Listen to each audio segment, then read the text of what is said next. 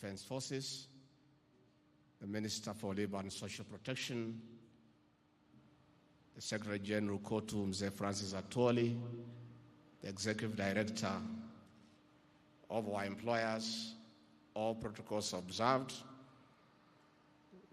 Good afternoon. Your Excellency, your presence here is a clear testimony that your administration recognizes the Kenyan workers as a key driver of our economy and a senior partner in the country's development process. And it is for that reason, Your Excellency, the workers of Kenya, and indeed the people of Kenya, want to listen to you this afternoon. My duty, therefore, is very simple, is to request all of us to be upstanding as I request the President of the Republic of Kenya to come and talk to the Kenyan workers and the people of Kenya, Your Excellency. Asante sana Mheshimiwa Rigathi. Tafadhali tunaweza keti chini. Thank you very much.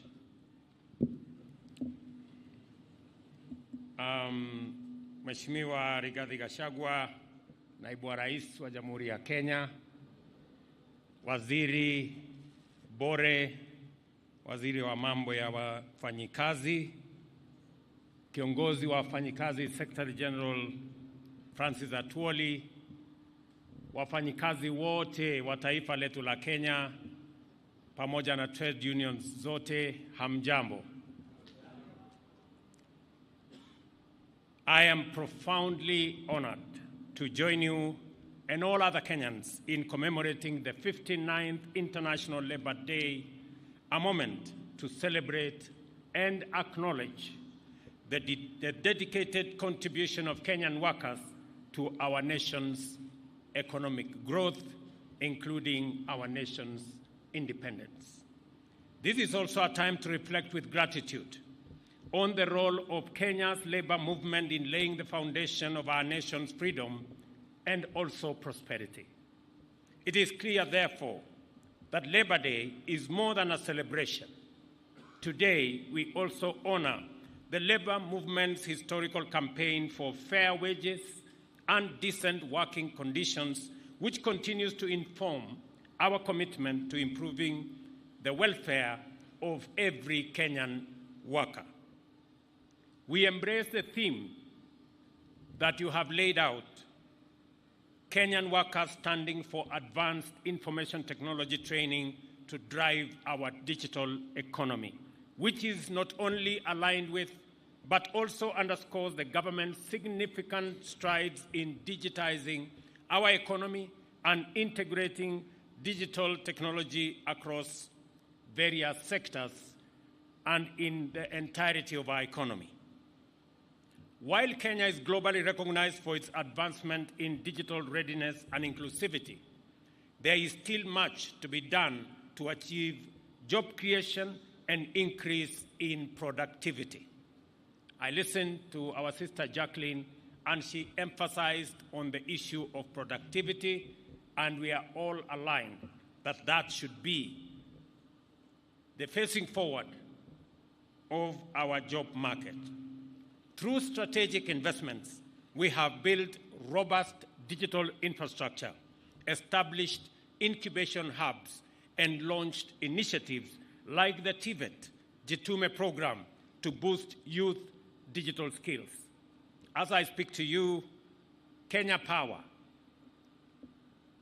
ICTA, and the Ministry of ICT are rolling out the program that will give us an extra 100,000 kilometers of fiber optic and connect 100,000 other institutions, including markets, including schools, including homes, so that we can have a firm foundation to tap into the digital economy, whether it is digital jobs or digital commerce.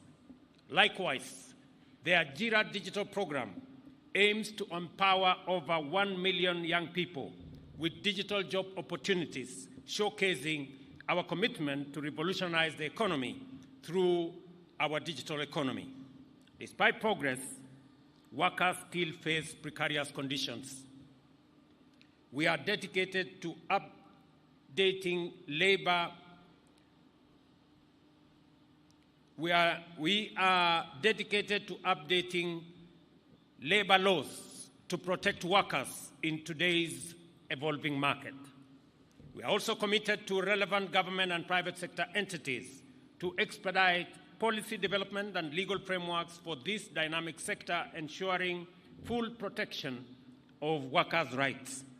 Further, we have implemented measures to enhance our vocational training across counties. This is aimed at increasing their capacity to equip our workforce with the necessary skills to bridge the gap between available jobs in the market and suitably trained workers for these positions in our ever-changing economy. The pace at which jobs are created in our country is way lower than the rate at which new workers enter the job market. Every year, 1 million workers enter the job market in Kenya, while only 200,000 are absorbed into formal jobs, both in the private and public sector. Labor migration, therefore, is a critical component of our socio-economic development, benefiting both Kenya and counties that welcome our workers. As the Minister has said ably, this is the reason why we continue to negotiate bilateral labor agreements to facilitate safe and orderly labor migration, protecting Kenyan workers' rights and facilitating their access to international job markets. We are at the advanced stage of concluding several bilateral labor agreements with many countries, including the UK, Germany, Austria, Saudi Arabia, among others. Every Kenyan worker has the right to fair pay and a safe workplace. The 2024 Social Protection Bill, approved by Cabinet in January, underscores our dedication to address gaps in social protection, including fragmented legislation, coordination issues, and funding shortages. We are committed to enforcing labor laws and engaging in ongoing social dialogues with unions and workers to uphold their rights. Like every other right, labor rights should align with the public interest and the economy's sustainable financial capacity. Social dialogues aim to enhance mutual benefit and shared interests, recognizing our collective goal of advancing Kenya's welfare. While the right to undertake industrial action is enshrined in the Constitution and labor laws, it must be exercised responsibly with due regard to the well-being of the public, and I urge all parties involved to act in good faith and prioritize the interests of our citizens.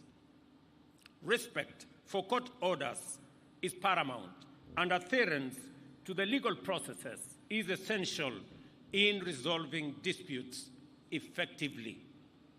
We need to tighten our belts and live within our means as a country in order to make more resources available to manage our economic challenges and to invest in goods and services that benefit all, not just some citizens. It is neither just, proper, nor reasonable for any group to make demands that run counter to this imperative, elevate their claims above legitimate benchmarks, or exceed our economic capacity. I want to urge workers, including our daughters and sons who are doctors, that as social partners, we must swiftly address the pertinent issues at hand, ensuring that essential services continue uninterrupted, and our commitment to serving our citizens